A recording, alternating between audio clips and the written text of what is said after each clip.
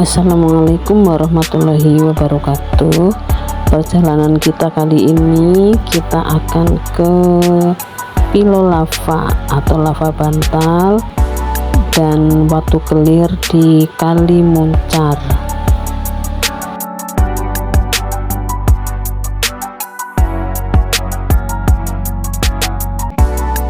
Ini kita bisa menemukan banyak beberapa batuan ya, tiga jenis batuan beku sedimen metamorf.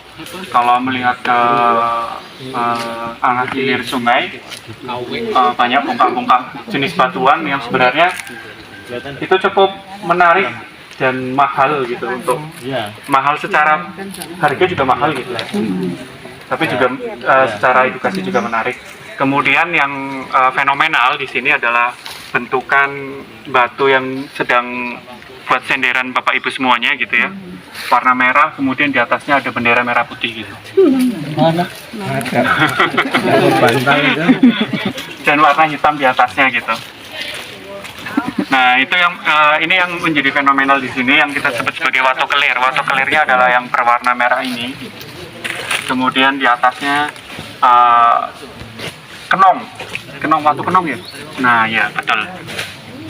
Nah Bapak Ibu semuanya, kira-kira watu jadinya batu yang berwarna merah ini jenis batuan apa Bapak Ibu? Sedimen, beku, metamorf? Sedimen gamping merah. Kenapa bisa disebut batuan sedimen?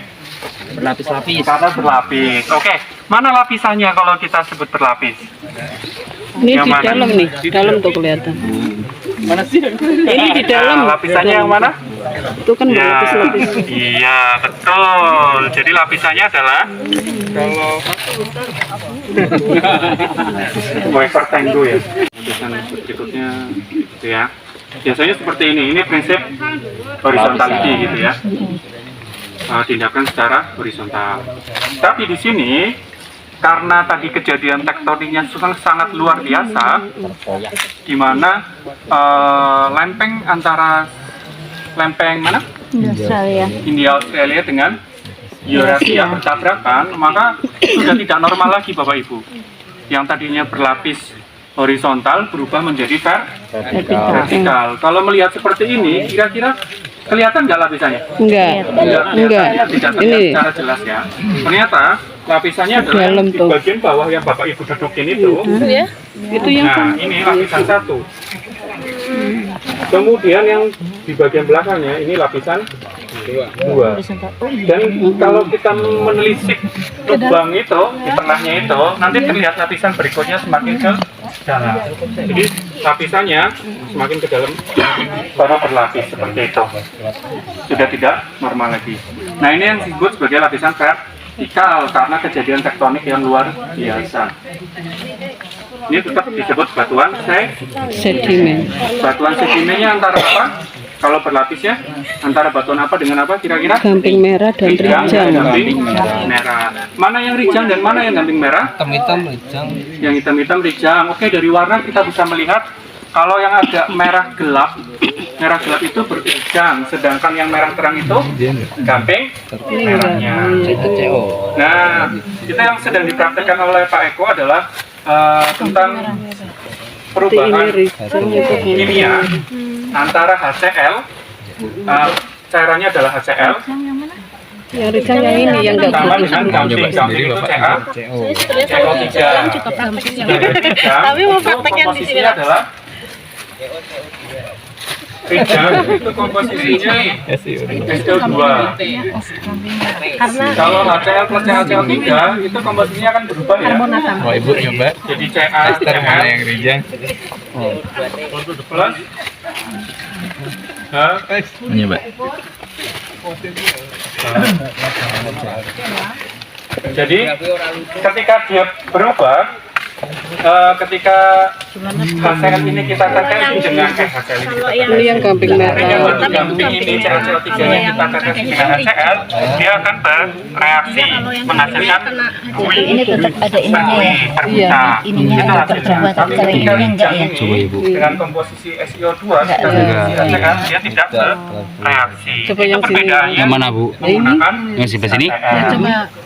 Nah, ya. Ini yang rijang. Ini Nanti merah. terasa nggak? Coba ini ya, Bu. Ini apa? Tidak. Ah, sama. Gamping. Jadi ada Kalau perubahan merah ini rijang. perubahan Rijang. Tadi yang tidak berubah. Yang ini. Coba ini. Nah, kan beda. Ini kayak itu tadi. Senengnya ya, main ini gini seneng banget. Lagi-lagi mas, lagi-lagi mas. Gimana, Bu?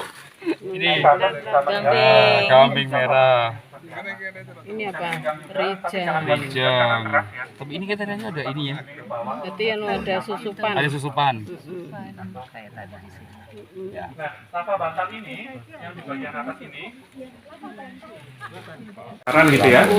Nah, ini adalah lava yang keluar. Berarti divergen ya. Jadi lava yang keluarnya di kedalaman laut itu, laut dalam itu dia keluar, kemudian dia membeku. Bentuk bantalnya cenderung kecil karena dia terbentuk di laut dalam. Tekanan dari air laut itu menyebabkan lavanya ini ketika keluar langsung ditekan, kayak cendol. Langsung kontak dingin ditekan sehingga dia membentuk Kayak cendol dawet. cendol dawet segar piro.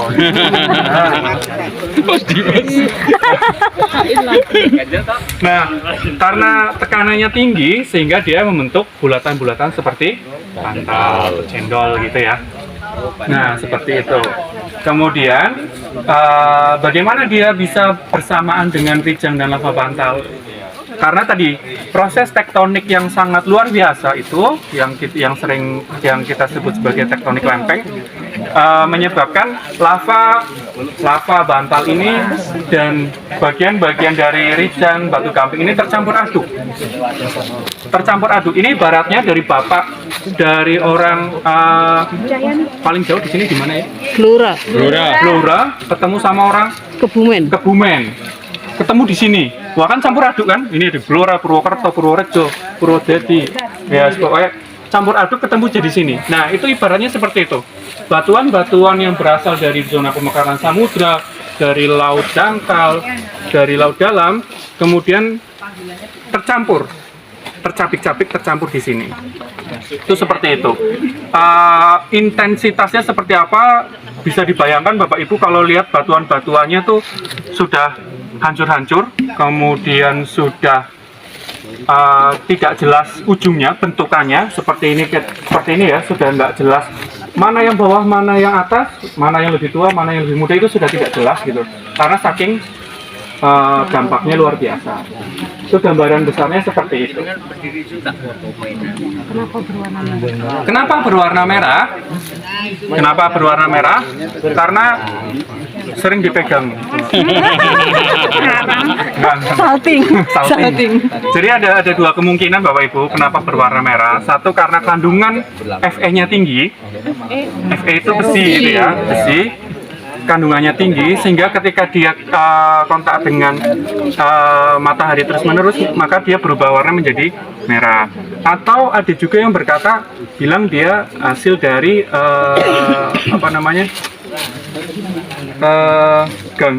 ganggang merah, alga merah.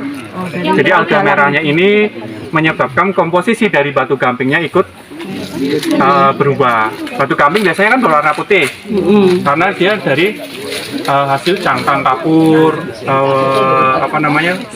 biota laut dan sebagainya. Di laut dalam ada ganggang. Nah, di laut dalam apakah ada ganggang? Apakah ini batu gamping itu kan terbentuk di laut Dangkal. Ketika ini sudah di laut dangkal, dia jatuh ikut turun ke laut dalam. Bisa seperti itu, atau memang kandungan dari besi yang ada di gamping merahnya sudah cukup banyak. Seperti itu.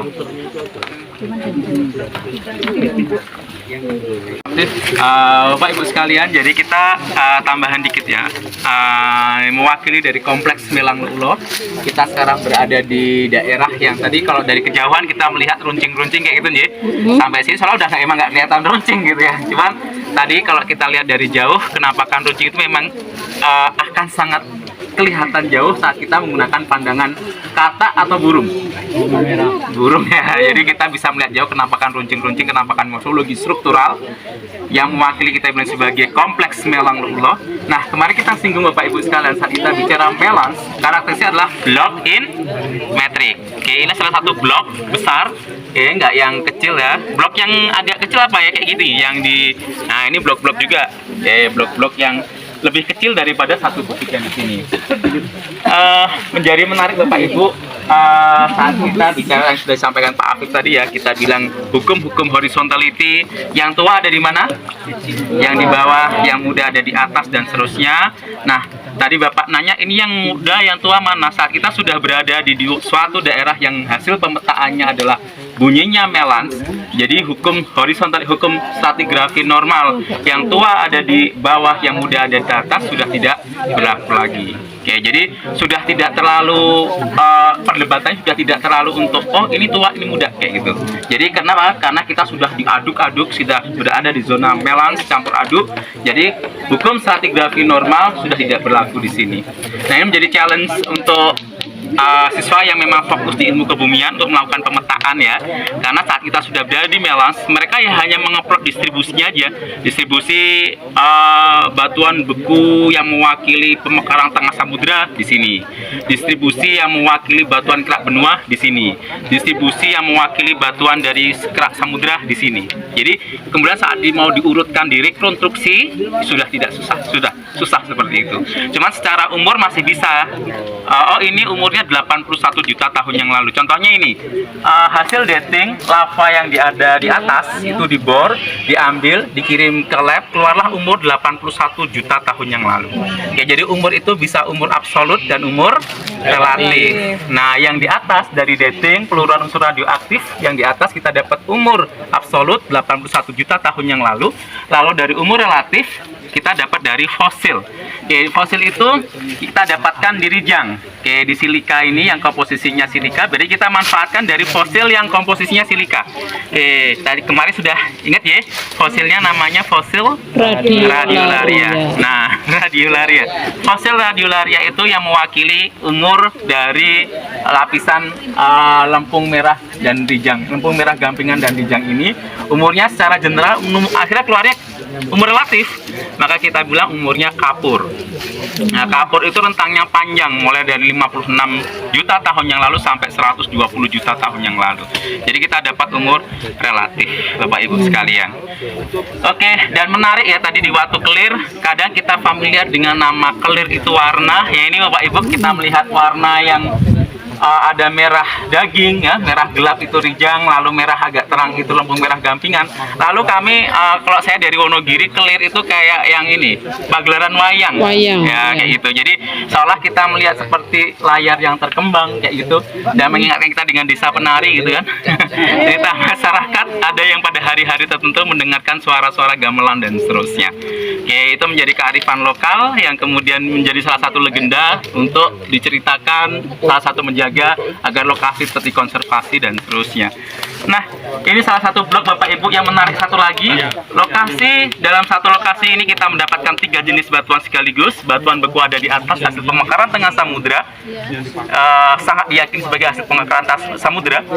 Lalu yang di belakang kita adalah batuan sedimen laut dalam, deep sea sedimen. Lalu yang satu lagi dulu besar Bapak Ibu sampai setinggi ini ya, di sini. Sekarang tinggal kecil ini karena jatuh kedorong ini. Jadinya dia kedorongnya sini berat, jadi susah untuk diangkat, diambil. Ini mewakili batuan metamorf, high pressure, high temperature. Jadi suhu tinggi, tekanan tinggi. Nah, mengapa kita yakin dia adalah batuan metamorf derajat tinggi? Kalau kita lihat yang lebih kelihatan lagi kita di kampus Bapak Ibu. Di belakang tulisan Kompleks Melangs gitu.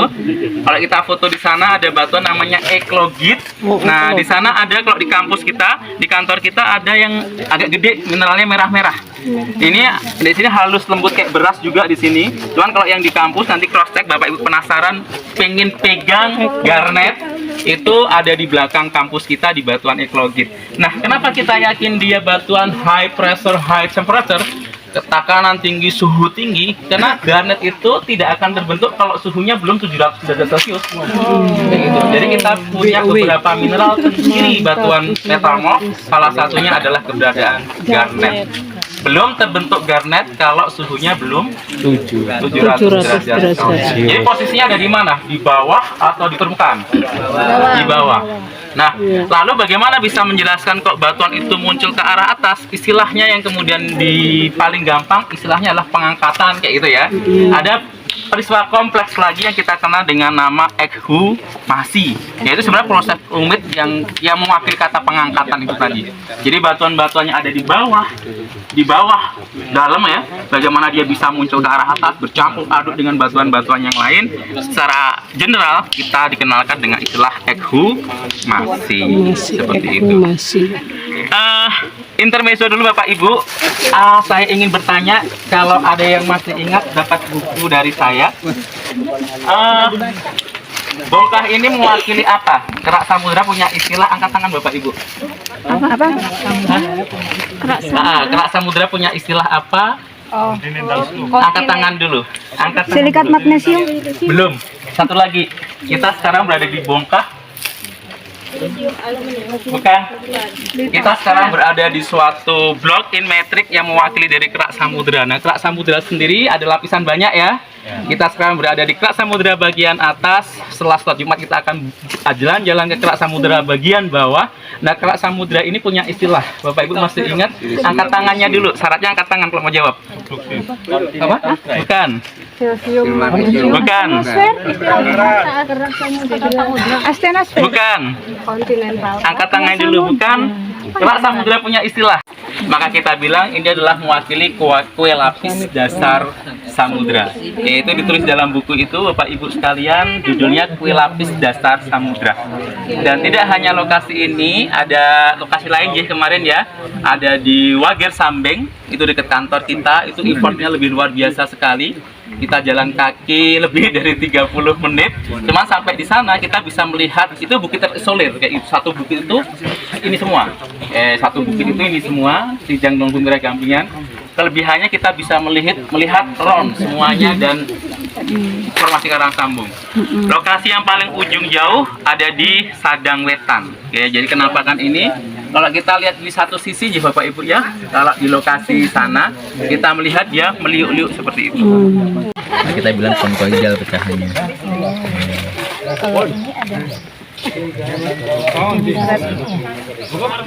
Kadang terisi oleh apa ya, ulat-ulat kecil sih, tapi kayak ini halus. Yang gede yang biasanya satu lihat sebelah sana malah kayak rambut Bu. Ini ya kayak ini.